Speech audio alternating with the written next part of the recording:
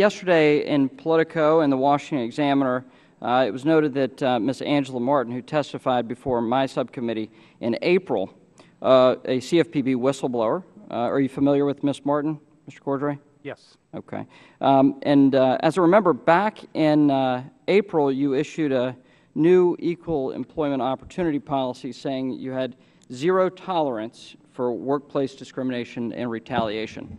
It was noted in that article that Angela Martin received a financial settlement, that her claim has been settled. My question to you, sir, is the person who was, have you actually taken any disciplinary action against Scott Paluta for retaliating against Ms. Angela Martin? So we've now resolved claims involving Ms. Martin on two separate occasions. The first time was in August of 2013. There were some difficulties, as I understand it, in implementing. I'm not asking about the claims. I'm asking whether or not someone who continues to be in your employ, Mr. Scott Paluta, who the allegations were levied against, if he has been held accountable for his actions.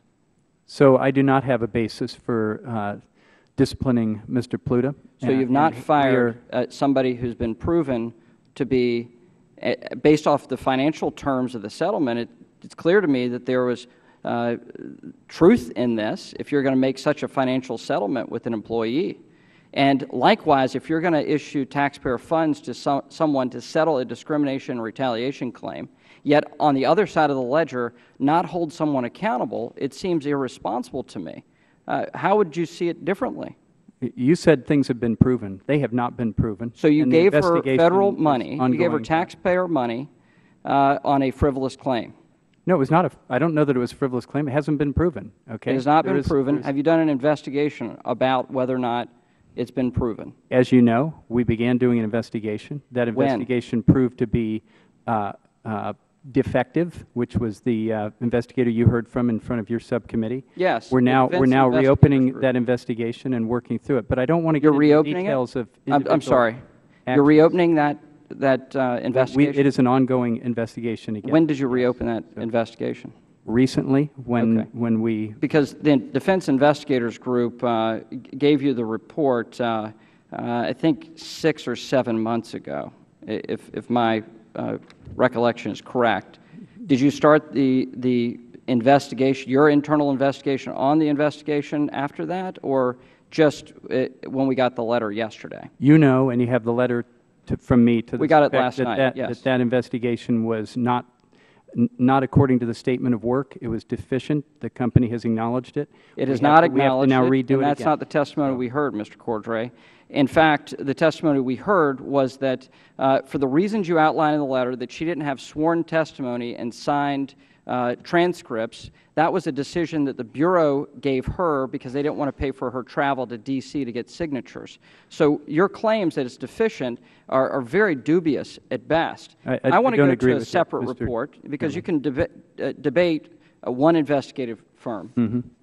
Revered consulting firm Deloitte was hired by OMWI, the Office of Minority and Women Inclusion. The report is rather damning. 6 areas of enormous deficiency within the Bureau, dealing with racial disparities, disparities against women as well. And so, yet, I read that you've promoted Stuart Ishimaru, who ran that office, after this report is received. It seems perplexing to me that the person that receives a damning grade from a revered consulting firm would receive a promotion. How does that work in your department? If you're taking these claims and if you're taking these reports of discrimination and retaliation seriously, how can I see that you're taking real action? So you're misstating the actual events. All right. That report was commissioned by Mr. Ishimaru as an attempt to get a baseline so that he could develop a strategic plan for the OMWI office. All right, that was the purpose of the report. Right. It was generated for that reason. And it was delivered in September of last year. End of September last year. And nothing has occurred until the March 6th American Banker article was not published. True. Well, that's what the union testified to. There was not correct. No action against retaliation. The union is not necessarily privy to everything that's going on in the agency. Who is not? So, So Who's not privy to the union members don't necessarily know everything No, the union that I know leadership. as the director.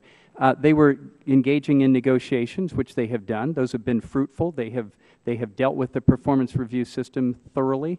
It's now been discarded. We have gone back and corrected the effects for employees. The report was received at the end of September. It was an internal OMWE report. It was then raised to the level of executive leadership early November, so pretty short order. We immediately began looking at the issues around the performance review system because I was concerned about them, and that led to union negotiations or resolution in a matter of a few months. That's very fast. We didn't put this into a legal process and try to defend it and resist it for years. My time has expired. We resolved it. My time has expired, and other members will now go to Mr. Carney of Delaware for 5 minutes.